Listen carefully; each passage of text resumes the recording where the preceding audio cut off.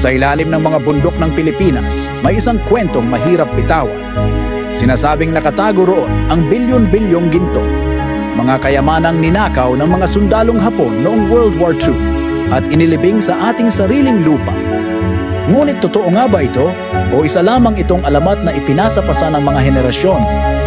Noong 1945, sa huling yugto ng digmaan, naganap ang isang lihim na operasyon.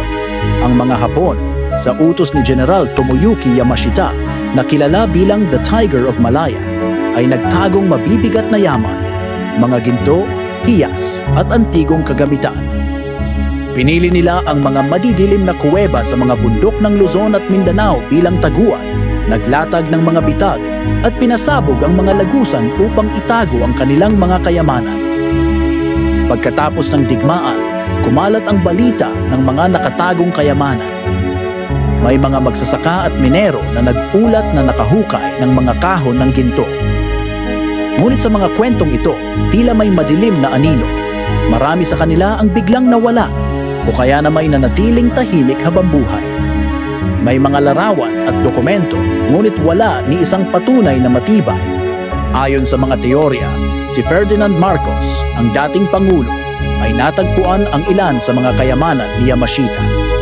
May mga nagsasabing ginamit niya ito upang palakasin ang kanyang kapangyarihan at kayamanan. Ngunit, tulad ng mga nakaraang kwento, ang mga dokumentong lumabas ay puno ng kontrobersya, mga bank records, lihim na account, at mga gold certificate na hindi ma-verify. Hanggang sa kasalukuyan, ang paghahanap ay hindi natatapos. May mga lokal na grupo, banyagang eksplorador, at kahit ilang opisyal ng gobyerno na patuloy na naghuhukay, umaasang matatagpuan ang Golden Truth.